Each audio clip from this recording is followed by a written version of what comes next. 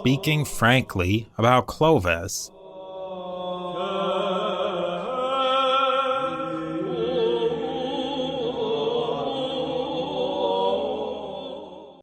Today, we are going to talk about some events that run parallel to the events of episode 69, Further Schisms. This is a part of the papacy, if you go back and listen to that episode, or if you remember it, where the popes were embroiled in schisms, that particularly a Cassian schism, with Byzantium and with the Eastern Church. And in this whole episode, you're probably going to notice a distinct lack of mention of the papacy in any way. I think that's what makes this episode fit in as a regular episode as much as anything, is that it's a talking about the conversion of Clovis and the Franks, and that there's absolutely no mention of the papacy at all is definitely just as interesting as if the papacy was involved. Like, the lack of evidence is a huge part of it.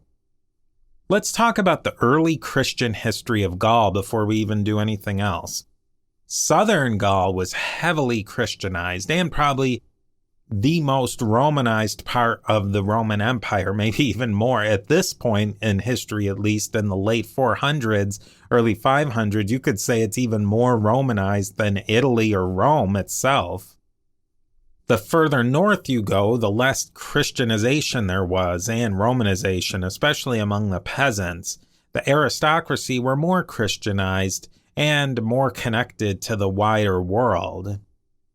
This is something that happens that starts right now as the northern France or Gaul, southern France, Gaul divide.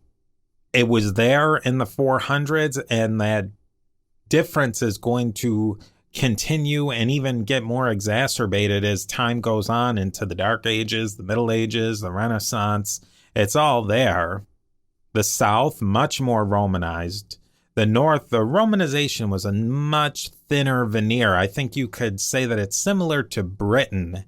And as a matter of fact, the history and conversion and the Christianization of the Franks is quite similar to that as the Anglo-Saxon, at least the official story. But I think there are even deeper similarities. That'll be a future topic of the show. Now, these Franks, they came from the area around modern-day Belgium, Netherlands, and the Low Country area. The Franks were famously defeated none other than Julian the Apostate during the late 350s, so about 150 years-ish or so before the time we're talking about right here today. During the 4th and 5th centuries and into the 6th century, the Franks and other Germanic groups moved into the frontier of northern Gaul as settlers and farmers. They were really repopulating lands that had been depopulated by economic collapse, disease, Attila the Hun, a lot of different factors. In the Germanic sphere, you're looking at the Franks are to the north in Gaul, and the Goths are to the south. The Franks and the Goths are different Germanic groups. They spoke different varieties of Germanic languages. To be more specific, the Franks spoke a version of Northwest Germanic, and your Goths spoke a version of Eastern Germanic. So there was some differences in their languages. The Franks, they're largely pagan, with the sprinkling of Christians, where they had either been in significant contact with Goths or Romans, but for the most part, we think that they were pagans. The Goths were Arian Christians. They had been Christianized for probably going on a good 200 years at this point. So the very Christianized, but of an Arian Christian variety. The Goths, be it the Visigoths, the Ostrogoths, the Vandals, they were all warlords in the south of the Franks. So be it in southern Gaul, Hispania, Italy, North Africa, that's where they were located. And as we've spoken very much so, that the Goths put themselves more as an overlord, aristocratic caste, where the Franks, they're integrating into northern Gaul, be it as small farmholders all the way up to important magnates. And that's where Clovis fits in. Clovis's dad, Hilderic, was an important Frankish king and a Roman administrator in the area of northwestern Gaul. Back to Christianity in Gaul, again, the further south, the more Christian, the more Roman. Some famous Christians from Gaul were none other than, we'll start out right at the beginning, Irenaeus of Lyon. He's like a third, maybe fourth generation from the very earliest followers of Jesus in the 2nd century. He's the writer of Against Heresies and one of the most important theologians in church history. You have Martin of Tours.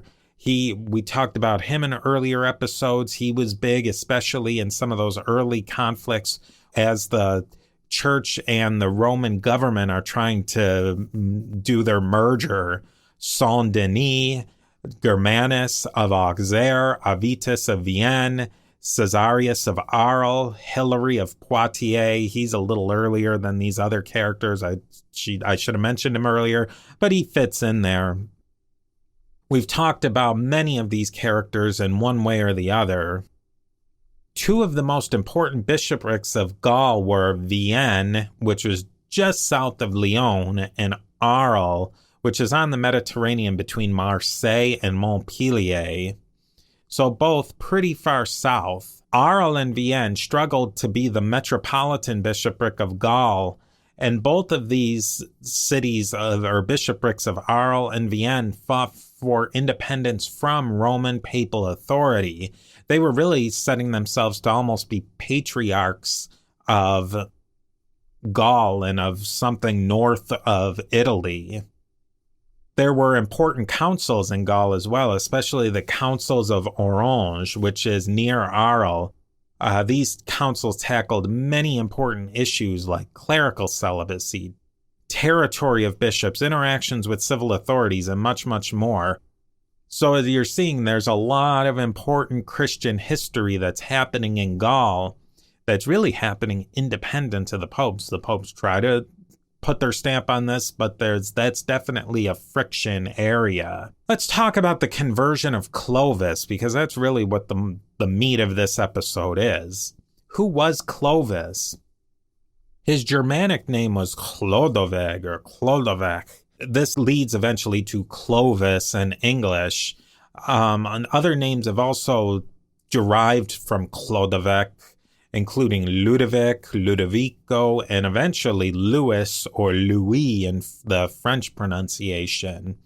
Louis will give us the name of nearly 20 kings of France. We have different Clovises for different times. There's the standard telling of Clovis, the old-fashioned barbarian king of one small tribe of barbarians. He becomes some sort of magnate and then slowly starts to absorb territory. There's kind of a derogatory name for that in German called the Bauerkönig. Alternatively, we have a Clovis who's a powerful local leader who absorbs the Gallo-Roman and Germanic aristocracies of northern France and uses them to gather more power and more territory. We'll talk about who these different Clovises were in a little bit. The standard story written by the churchman Gregory of Tours is about 100 years after the events. There's a mixed record of histories by Gregory. Most scholars give Gregory the benefit of the doubt that he tried to write the best history that he could within his own framework. I mean, he's not a 20th century history professor. He was a churchman of the late 500s. So he wrote within the tradition of historiography of the day. I mean, he had the great man, Clovis, and the pro-church agenda. He was also writing from an anti-Arian stance, and he had a lot of his own political grudges.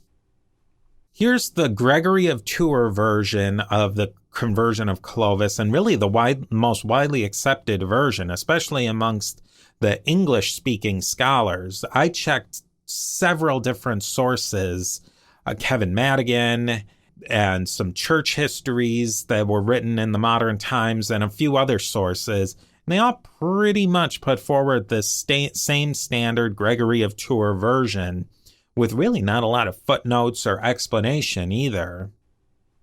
For the primary source of Gregory of Turin, I used the Fordham University Medieval Sourcebook version. I think I've talked about this before, but I'll sing the Fordham University History Sourcebook project's praises even more. They're really good translations. They're free, which is always great.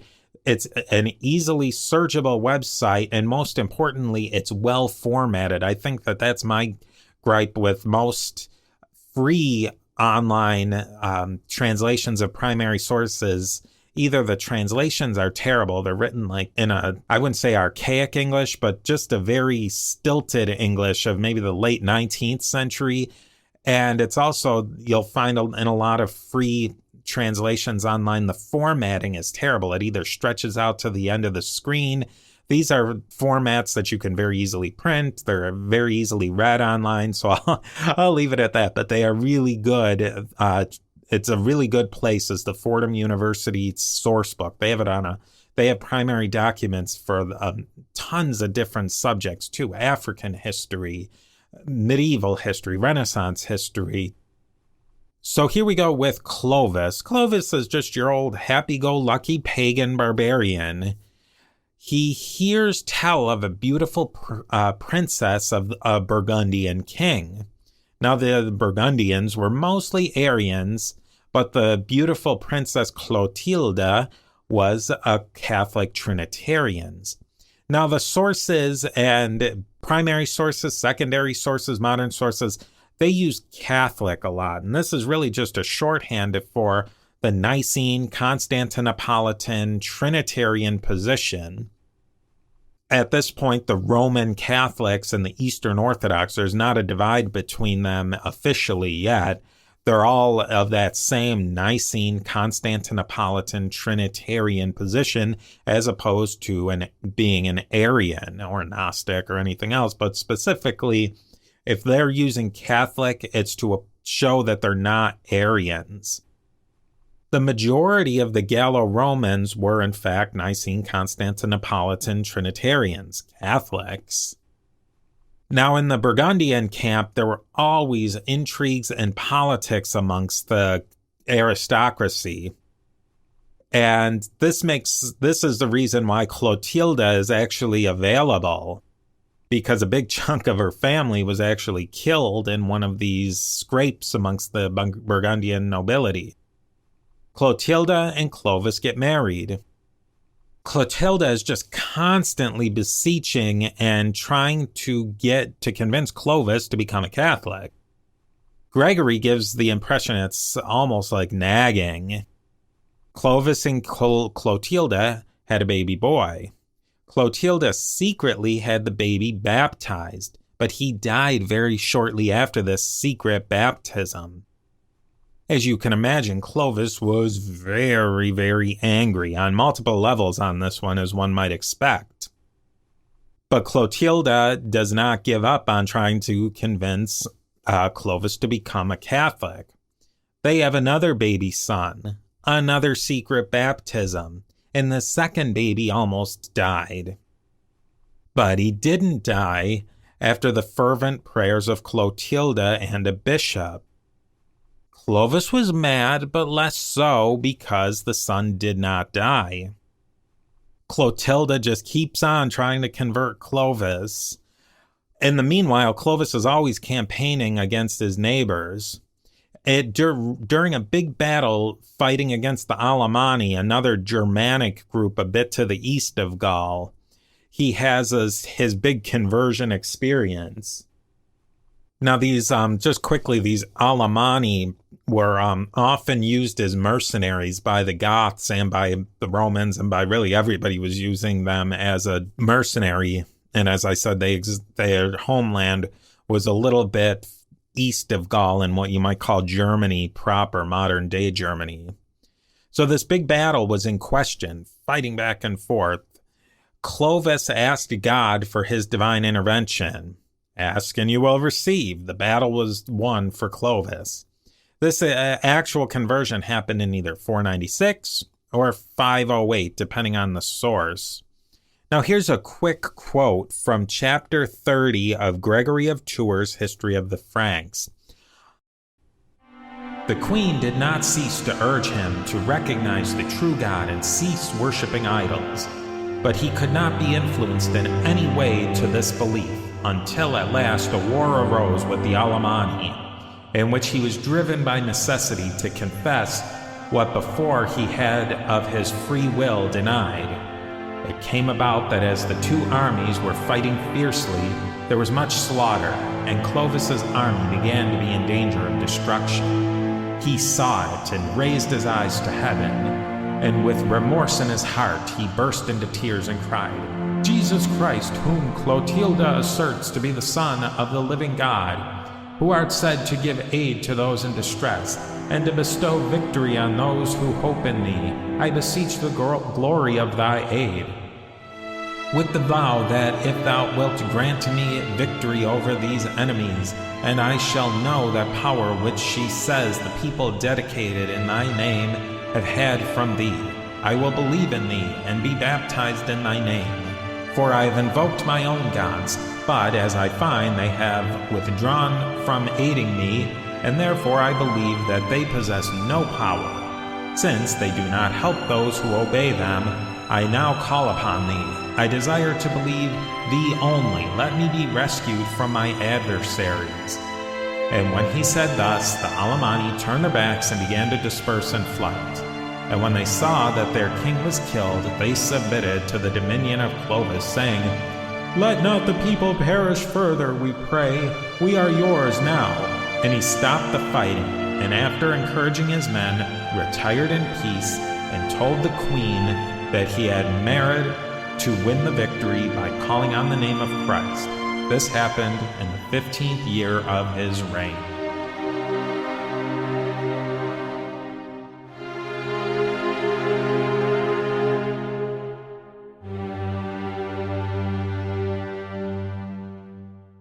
Let's talk about Clovis's baptism and after the fact.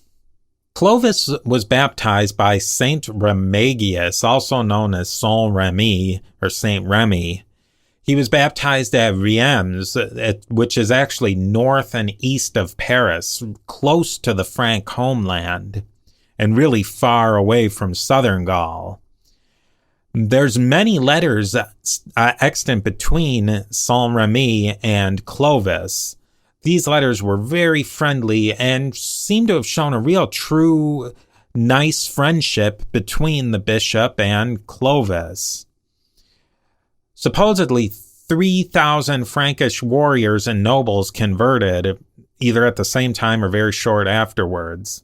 And again, there's a decent range, about a 10-year range in dates of when this baptism happened, somewhere in 496 to as far as 508. Now let's talk about some interpretation. What really happened? Gregory of Tours' story is fun, ties everything together in a nice, neat bow. It's really reminiscent of the conversion of Constantine, very focused on that great man, Clovis. Saint Remy called Clovis the new Constantine. Included in this telling are many common elements and motifs, as that old Constantine's and other conversion stories. Already you have the beginning of this Christian queen converts the husband. The Anglo-Saxons will use that, and you can even tie in Constantine's mom. Clovis is hesitant to convert, so as not to anger or otherwise appease the old gods. Winning a great battle after prayer to the Christian God, and then, of course, conversion of a whole people all at once afterwards. Pagan one day, Christian the next. Why did Clovis convert anyways? Maybe Clovis wasn't a pagan in the first place. There's some primary sources. There's a letter from that old Aventius of Vienne, which suggests that maybe Clovis had been an Arian Christian. Now, a counterpoint to that is Clovis was baptized. And I don't know if many people disagree with that there was an actual baptism. Arians did not have to get baptized to become Catholics. That had been solved in a few other councils and rulings. Now then again, on the other hand, there's nothing to say that in a local practice that they were just rebaptizing Arians. So, I mean, we'll throw that in the I don't know category. Clovis showed some affinity towards Christian places and practices. He didn't sack religious buildings during his conquests. Generally, Clovis was friendly with churchmen. There's this old story of splitting loot and splitting skulls. After some sort of sacking of a town, a soldier found a religious bowl or a religious piece of silverware used during the mass, and the soldier was about to cut it in half, which was his right of conquest by Frankish rules. And Clovis said no, but the soldier said it was his right and he was going to do it, and he just did it anyways. And Clovis was angry about that. About a year later, Clovis saw this warrior and made some sort of pithy Schwarzenegger-esque comment and about cleaving the bowl. So Clovis cleaved the skull of this warrior. Was Clovis protecting church property and was angry that it was desecrated? Or could Clovis been putting a mouthy subordinate into line and making a lesson out of him, showing that I'm the king and deal with it? I don't know. That's another one. We'll just throw it in the air. Now, Clovis was interested in combining the Frankish and Gallo-Roman aristocracies. Naturally, the two were blending together. There's great episodes from Patrick Wyman's Tides of History podcast on this. Materially, it was getting difficult to tell who was a Frank and who was a Gallo-Roman. They were dressing the same, they were fighting the same, and that was something that was specific to this northern Gaul section where the German and the Roman Gallo were coming together. Gallo-Roman, if you prefer. Converting to Catholicism would have been a natural part of this. Gallo-Roman aristocracy, Catholic. The Franks are pagan, but through a little marriage, a little of this, a little of that, it's natural that they would blend religion as well as culture. Arian Goths are a natural enemy. Clovis got into wars with them all the time because of their lands were always in conflict. Now, the Byzantines were a natural ally. Converting to their Catholic Nicene Trinitarian position brought them in closer. Let's squeeze those Goths in the middle, especially when you have the Ostrogothic wars on the horizon. Don't forget, religion at this time was a major point of contention and extremely important to people's lives, so you can never pull religion out of the equation. Now, it's interesting. I said that in the English-speaking world, there's not a lot of argument or a lot of research done against the Gregory of Turin version, but there actually is quite a fair bit in the French and German literature that really hasn't been translated much into English. There's much more questioning in of the Gregory of Turin narrative, in people such as Ferdinand Lowe's The End of the Ancient World and Beginning of the Medieval. That's really a great book I suggest you get a hold of as a book because it really is a great book. And it's also available as an audio book if you're interested in that. I don't agree with everything in there, and some of it's a little grating because it's kind of from the older school, but there's some things in there that you'll find that you don't hear in your standard English version of a lot of different stories from the medieval world and this boundary line between ancient and medieval.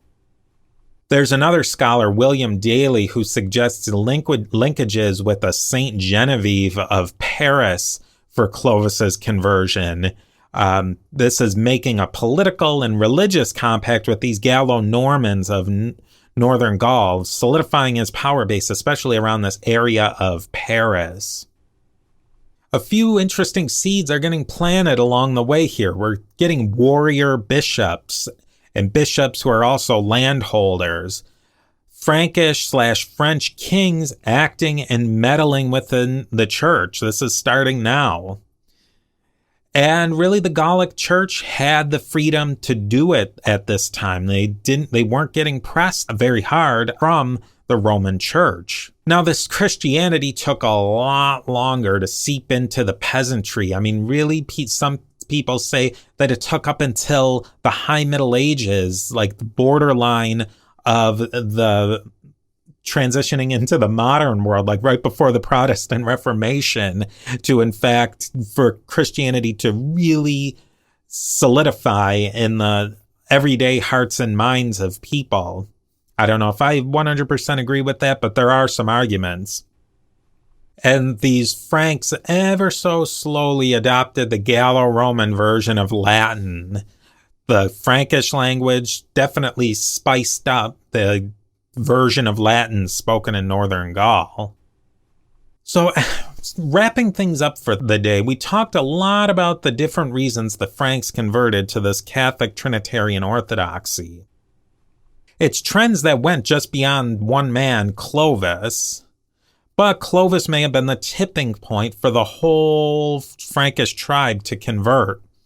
The Franks were integrating themselves into a society that was already Catholic, so it was natural for them to start adopting that part of the culture. I mean, at least it's not a shock. It could have gone another way. There just wasn't that momentum for paganism to take over Catholicism. And then the Franks' newness to Christianity could have been one of the reasons they became Catholic and not Arian. They're in contact with the Catholics, and there's a good way to differentiate themselves from the Arian Goths. And then just a quick interesting note, just like the conversion of Constantine, not a single mention of the papacy, not one word in the Liber Pontificalis at the time.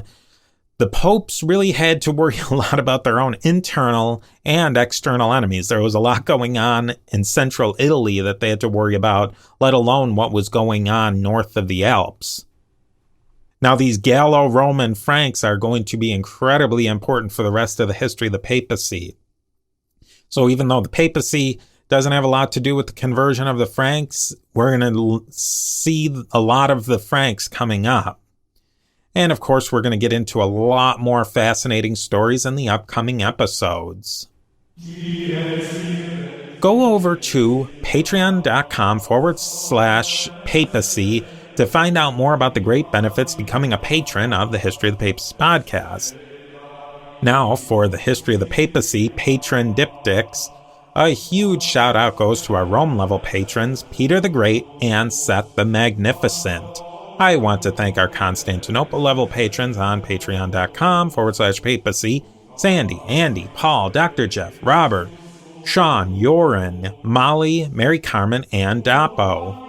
And our Alexandria level patrons, Francine, Richard, Justin, and Rupert. I sincerely appreciate you taking the time to listen, and I look forward to seeing you on our next stop on our trip through the history of the popes of Rome and Christian Church.